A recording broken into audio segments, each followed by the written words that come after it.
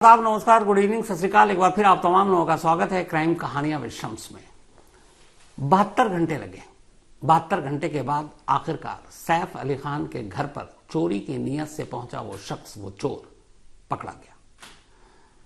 कई जगह उसकी तलाश की गई, ढूंढा गया, अलग अलग 2-3 लोग और पकड़े गए जिससे कहा गया कि असली चोर यही है।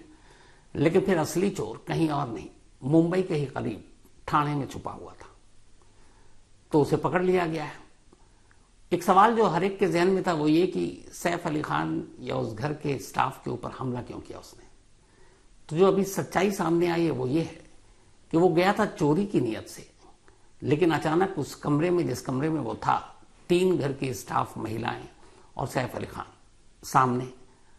इसके बाद हाथापाई हुई और वो डर गया और उसने अपने आप को बचाने के लिए फिर चाकू घुमाना शुरू कर दिया, जिससे सैफ अली खान घायल हुए और उसके बाद वो वहां से भागता है।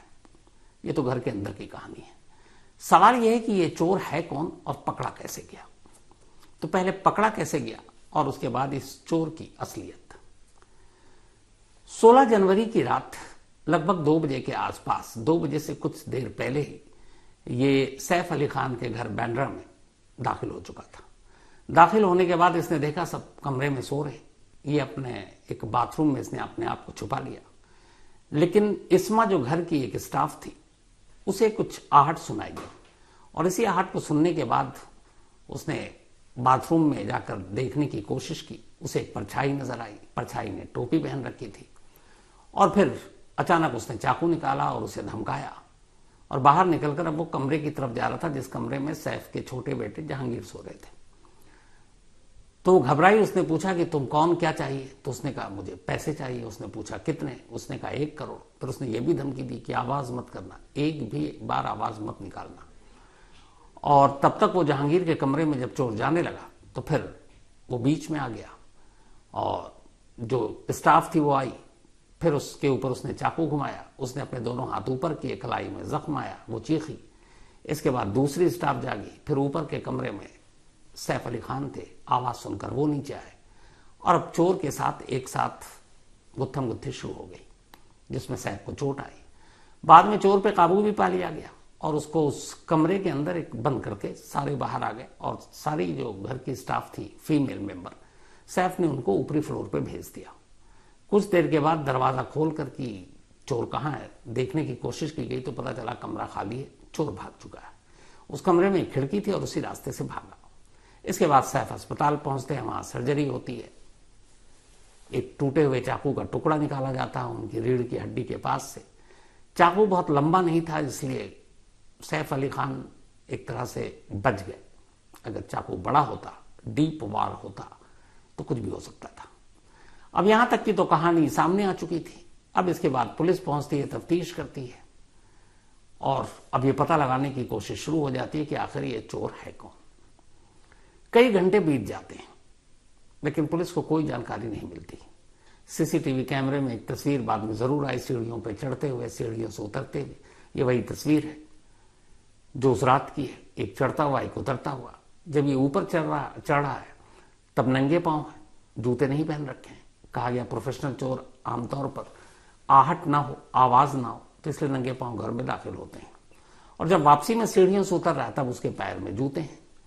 जब ऊपर चढ़ रहा तब इसके बैग भारी भरकम है, लेकिन जब उतर रहा है तो बैग थोड़ा सा खाली है। शायद वो जूते उसने इसी पिट्ठू बैग में रखे हुए थे।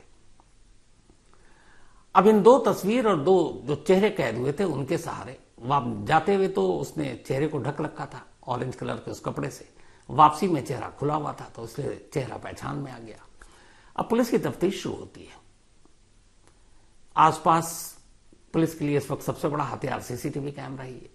जो मोबाइल के डम डेटा है उसके जरिए भी कोशिश की गई कि उस वक्त उस रात कौन कौन से मोबाइल नंबर अननोन इस इलाके में एक्टिव थे। उससे कोई जानकारी मिली नहीं।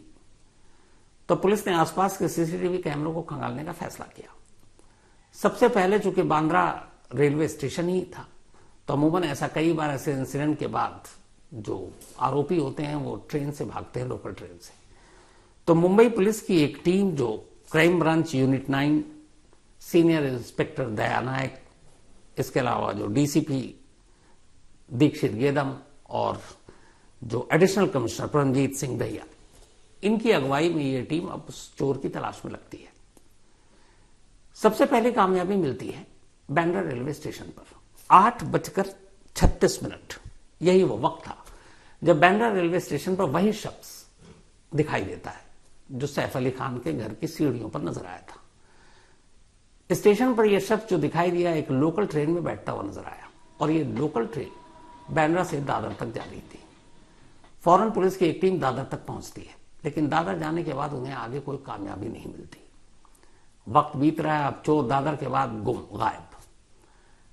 अब इसके बाद पुलिस एक नया तरीका अपनाती है, फेस रिकॉग्निशन, यानी एक ऐसी तकनीक जिसके जरिए इस स्टेशन पर उससे मिलता जुलता और कौन सा हुलिया किस किस स्टेशन पर देखा गया उसको पहचानने की कोशिश की जाती है इसी फेस रिकॉग्निशन टेक्नोलॉजी के जरिए।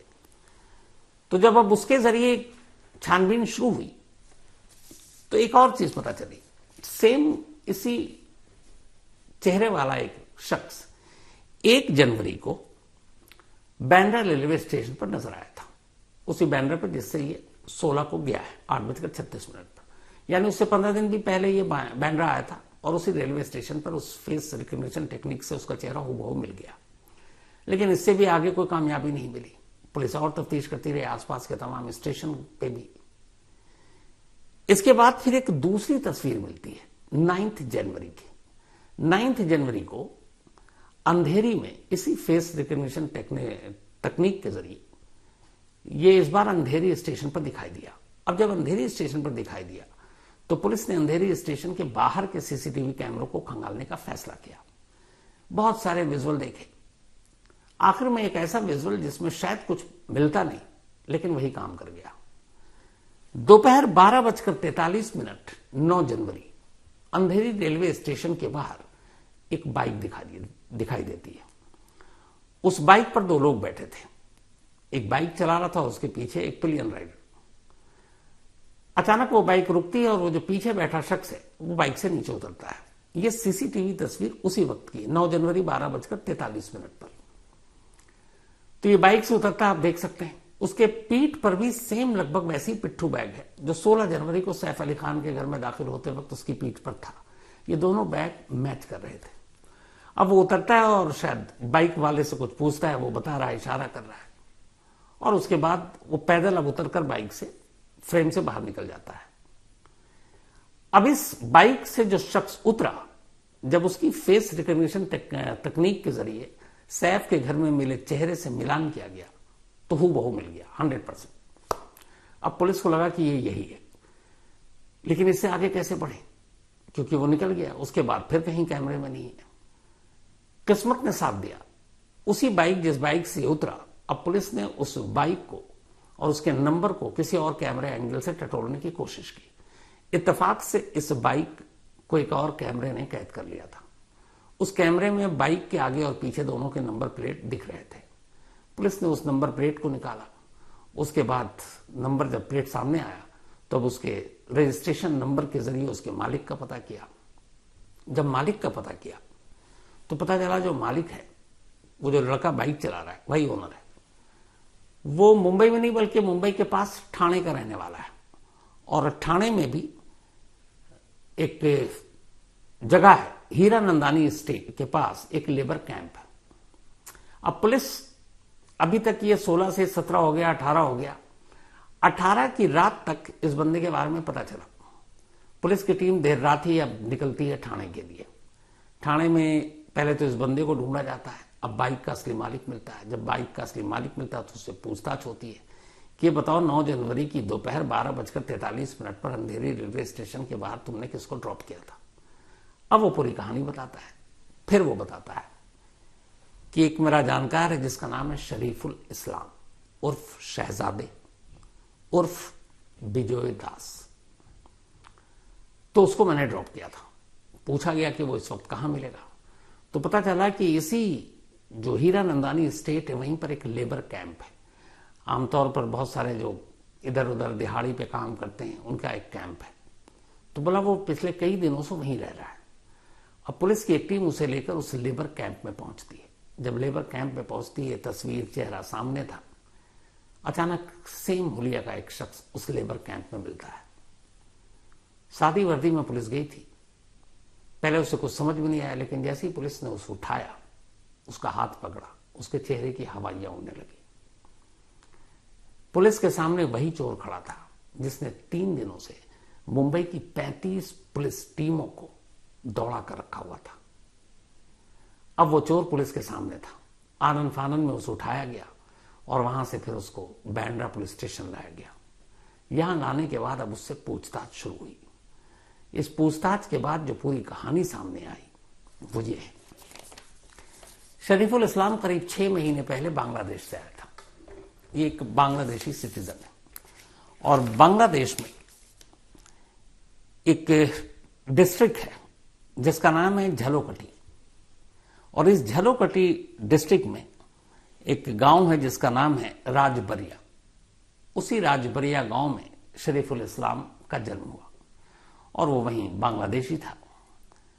उसके बाद वो बीच में कई बार बॉर्डर पार करके पश्चिम बंगाल से भारत में दाखिल हुआ, आया, कुछ काम किया और फिर वापस बांग्लादेश चला गया। आखिरी बार 6 महीने पहले वो फिर आया। 6 महीने पहले आने के बाद वो वेस्ट बंगाल से मुंबई पहुंचा। मुंबई पहुंचने के बाद उसने एक जो एजेंसियां होती हैं जो दिहाड़ी पर लोगों को काम पर भेजते हैं, उस एजेंसी को ज्वाइन किया और पहले मुंबई में रहने लगा।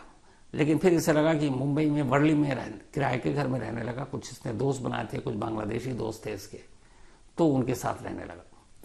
फिर इसे आया कि नहीं, यहां पे नहीं रहना, तो ये वापस ठाणे पहुंचता है और हीरानंदानी में एक लेबर कैंप में रहता है। जो वो एजेंसी थी जो इस तरह के वर्कर्स की सप्लाई करती है अलग अलग जगहों पर, एक एजेंसी को इसने ज्वाइन किया, एक लेबर एजेंसी, और उसमें काम करने लगा। फिर छोड़ देता, फिर काम करता, और इस तरीके से इसकी जिंदगी कट रही थी। इसी बीच में अभी तक की जो तफ्तीश है इसकी गिरफ्तारी के बाद वो ये है, किसी एजेंसी के थ्रू ये मुंबई के कई घरों में गया और उन घरों के बारे में इसे जानकारी थी, और बहुत मुमकिन है कि ऐसी किसी एक एजेंसी के जरिए ऐसे कुछ काम करने वालों की जरूरत सैफ अली खान के इसी बांद्रा वाले घर में थी, और उस एजेंसी के थ्रू उन्होंने कुछ लोगों को बुलाया। वक्त पहले सैफ अली खान वैसे भी इस घर में बाद में शिफ्ट हुए, पहले कहीं और रहते थे। जब जहांगीर दूसरा बेटा पैदा हुआ तब उन्होंने इस अपार्टमेंट में एक साथ 2 डुप्लेक्स घर लिए थे। 6 फ्लोर है, लेकिन कहते हैं 12 क्योंकि इसमें सारे डुप्लेक्स हैं। 11 फैमिली टोटल रहती है, और इनका टॉप फ्लोर पे सैफ अली खान और करीना और उनके दोनों बेटे, और इसके अलावा कुल 4 स्टाफ हैं। और इसी बिल्डिंग के 6 फ्लोर पे, यानी 3rd फ्लोर अगर कहें डुप्लेक्स के हिसाब से, उसमें उनके जो पहले बेटे इब्राहिम, ये लोग रहते हैं। तो कुछ वक्त पहले शरीफुल इस्लाम इस घर में पहुंचता है किसी एजेंसी के थ्रू, लेकिन उसे यह पता नहीं है कि ये इस घर का मालिक कौन है। उस अपार्टमेंट में आया, उस अपार्टमेंट में उसने देखा, कुछ काम भी किया या उसके कुछ दोस्तों ने काम किया, और उसके बाद वो चला गया। अब इस दौरान में हुआ ये कि वो काम वाम कम कर रहा था, उसे वापस जाना था फिर घर अपने बांग्लादेश, पैसों की जरूरत थी। अचानक उसे ख्याल आया कि बड़े बड़े लोग यहां रहते हैं, उनके घरों में बहुत पैसे होंगे, तो चलो किसी घर में चोरी करके हाथ साफ करते हैं और अच्छा खासा पैसा मिलेगा, उसके बाद यहां से बांग्लादेश निकल लेंगे, फिर किसी और शहर को देखेंगे। तो इसी आइडिया के साथ अब इसने रैकी करनी शुरू की। जो ये 1 तारीख को बांद्रा पहुंचा था, बांद्रा रेलवे स्टेशन पे इसके सीसीटीवी फुटेज दिखाई दिए, तो वो बांद्रा में ही सारी रैकी कर रहा था, क्योंकि उसे पता था यहां बड़े बड़े लोग रहते हैं। और जब सारी रैकी हो गई तो फिर इसने चुना सैफ अली खान के इस अपार्टमेंट को। उसकी चुनने की एक वजह थी, उससे देखा इसके 2 रास्ते हैं। एक फ्रंट, यहां पे सिक्योरिटी नाम की कोई चीज नहीं, जैसे बाकी जगहों पर आप गेट के बाहर भी खड़े हो तो लोग भगा देते हैं। उसे देखा यहां ऐसा कुछ है नहीं। गार्ड 2 हैं, वो भी यूं ही बैठे रहते हैं, और मतलब जिस तरीके की सिक्योरिटी बाकी जगहों पे होती है उसमें कम है। फिर उसने पीछे से देखा कि पीछे की जो दीवार है वो बहुत ऊंची नहीं है, कोई भी उसको फांद सकता है और वहां से निकल सकता है। अंदर का नक्शा उसे पता था कि एक इमरजेंसी एग्जिट है, सीढ़ियों के जरिए फायर की सूरत में लोग नीचे उतर सकते हैं। तो उसने इन सारी चीजों का पूरा मुआयना किया और फिर उसने तय किया कि इसी अपार्टमेंट में चोरी करेगा। और उसके बाद वो लगभग 1:40 पर 16 जनवरी को दीवार फांद कर, इसीलिए जो उसकी तस्वीरें सीसीटीवी फुटेज सीढ़ियों पर चढ़ता हुआ आप देखेंगे, उसके कपड़े, हाथ, इन सब पे धूल मिट्टी लगी हुई है। वो दीवार फांदने और दीवार से कूदने की वजह से उसको लगा। और फिर ये पहुंचता है, जूते उतारता है ताकि आहट ना हो, और फिर धीरे धीरे दबे पांव ये पहुंच जाता ऊपर। मास्टर मतलब चाबियां इन लोगों के चोरों के पास होती हैं जो हर ताले को खोल देती हैं। ये घर में दाखिल हुआ, अंधेरा था, सब सो चुके थे। 11 बजे के आसपास सैफ अली खान का पूरा परिवार और तमाम स्टाफ। तो पहले ही अपने आप को एक बाथरूम दिखता है और उसी के अंदर छुपा लेता है कि थोड़ा और रात गहरी हो, फिर वो बाहर निकलेगा। लेकिन फिर एक स्टाफ को आहट सुनाई देती है और उसके पहले की कहानी आपको पता है। तो अब जब सारे लोग आ गए तो इसका मकसद था चोरी करना, लेकिन अब ये घबरा गया। और घबराने के बाद अब ये एक साथ 4 लोगों को देखकर, जो एक हेक्सा ब्लेड लेकर आया था, उस ब्लेड से आमतौर पर लोहे को काटते हैं, और एक छोटा सा चाकू था, बहुत छोटा भी नहीं था, लेकिन जो बड़ा नाइफ होता है वैसा नहीं। तो फिर इसने वो निकाला कि डरा कर वो भाग जाए। लेकिन अब गुत्थम गुत्थी हुई। सैफ को सबसे पहले ये था कि अपनी सारी महिलाएं, उन स्टाफ को भी बचाना, तो सैफ आगे आए, उन लोगों को पीछे किया, और तमाम बच्चे और फिर बाकी सब स्टाफ को कहा ऊपर की तरफ जाओ। अब सैफ के साथ गुत्थम गुत्थी हुई। उसी में सैफ को 6 घाव लगे उस चाकू और ब्लेड से, और फिर किसी तरह उसको धक्का देकर सैफ उसको उसी घर के अंदर बंद कर देते हैं, दरवाजा बंद करके। अब बाकी लोगों का फैमिली और सारे बच्चे ऊपर है। लेकिन इत्तेफाक से उस घर में एक विंडो, और उसी विंडो के रास्ते वो बाहर निकला। और बाहर निकलने के बाद अब वो सीढ़ी से नीचे उतरता है। अब उसे ये एहसास हो चुका था कि उसने चाकू मारा है, उसने ब्लड देखा, खून देखा। अब वो घबरा गया, क्योंकि उसका मकसद ये था कि चोरी करके भागना है। लेकिन अब चाकू चल चुका, तो अब घबराया हुआ नीचे उतरता है और तेजी से भागता है। फिर उसे दिखाई देता है एक गार्डन वहीं पे पास में। वो उस गार्डन में जाता है। गार्डन में पहुंचने के बाद बैग में इसने कुछ और कपड़े रखे हुए थे। सबसे पहले तो अपने कपड़े बदलता है, क्योंकि उस पर भी कुछ खून के निशान लग गए थे गुत्थम गुत्थी की वजह से। फिर वो कपड़े बदलता है और 3-4 घंटा दुबक के बैठा रहता है, कि उसे डर था कि कहीं पुलिस ना आ जाए ये। और जब काफी वक्त बीता तो फिर ये वहां से निकलता और बांद्रा की तरफ जाता, कपड़े वपड़े बदलकर, ताकि अब कोई पहचान ना पाए। उसे इस बात का भी एहसास था कि वो एक जगह पे सीसीटीवी कैमरे में कैद हो गया। अगर आप तस्वीरें देखें तो वो ऊपर की तरफ देख रहा है जिधर कैमरा था। फिर उसके बाद ये थोड़ा वक्त काटता है, और उसके लगभग इस इंसिडेंट के बाद, मतलब 2:33 पे ये निकला था नीचे, 8 बजे के आसपास ये बांद्रा रेलवे स्टेशन पहुंचता है। और फिर वहां से 8:36 पर दादर के लिए एक ट्रेन पकड़ता है और दादर में उतर जाता है। दादर से उतरने के बाद ये एक दूसरी ट्रेन पकड़ता है और फिर ये ठाणे की तरफ जाता है। और ठाणे में जाने के बाद अब ये उसी जो लेबर कैंप है हीरानंदानी रोड पर, ये वहां जाकर अपने आप को एक तरह से वहीं छुपा लेता है। फिर इसके बाद इसे पता चलता है, लोग भी बात करने लगते हैं, मुंबई में सैफ अली खान के घर पर हमला, न्यूज, अखबार, चैनल, सब पे खबर। तब उसे एहसास हो चुका था। मजबूरी ये थी, वो भागना चाहता था, लेकिन उसके पास पैसे नहीं थे। वरना ये था कि किसी तरह मुंबई से निकल लूं और उसके बाद मैं वेस्ट बंगाल के रास्ते बांग्लादेश चला जाऊंगा, फिर कभी पकड़ में नहीं आऊंगा। लेकिन ट्रैवल करने के लिए उसके पास उतने पैसे थे नहीं। तो उसने कहा कि एक तो अभी बाहर पुलिस भी होगी, हर रेलवे स्टेशन पर, हर जगह। तो उसने कहा थोड़ा सा मैं यहाँ पे वक्त गुजार लूं, क्योंकि उसे उम्मीद थी लेबर कैंप तक तो कोई आएगा नहीं। और उसे यह भी उम्मीद थी कि यहां तक पुलिस नहीं पहुंचेगी, क्योंकि सीसीटीवी कैमरे के अलावा उसके पास और कुछ है नहीं। पर लेबर कैंप में भी बाकी लोग ना पहचाने, इसलिए उसने अपना हुलिया भी बदल दिया था। कपड़े वपड़े वो सारे बैग वैग साइड कर दिए थे उसने। हेयर स्टाइल भी उसने थोड़े चेंज कर लिए, और वो बेफिक्र बैठा हुआ था। पर उसे ये पता नहीं था कि 9 जनवरी को जब वो अंधेरी में उस बाइक से उतरा, उस बाइक का एक नंबर, सिर्फ उस नंबर के जरिए पुलिस का शिकंजा उस तक पहुंच जाएगा। और वही हुआ।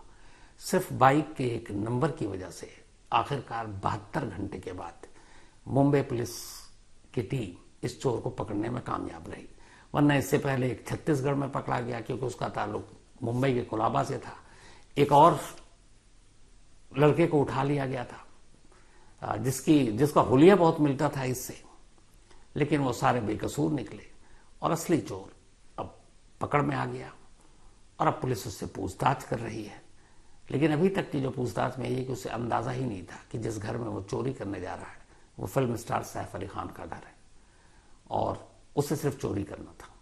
लेकिन जब घेर गया वो तो फिर उसने हमला भी किया।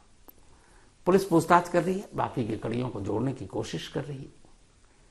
तो ये थी आज की कहानी। अब क्राइम कहानी विश्रम्स में आपसे मुलाकात होगी अगले संडे को किसी नई कहानी के साथ। तब तक अपना और अपनों का ख्याल रखिएगा। Thank you very much. गर्मियों की छुट्टी होने वाली थी, मेरे पापा आने वाले थे, तो हम लोग सभी खुश थे। तो मैं एक बेड पे चढ़ के डांस कर रहे थे। डांस कर रहा था, लेकिन वो पहले ही आ गए। फ्रीज। तो मैं उस समय तो कंटिन्यू नहीं कर सकता था ना, तो फ्रीज फ्रेम टाइप का हो गया। कसम पैदा कर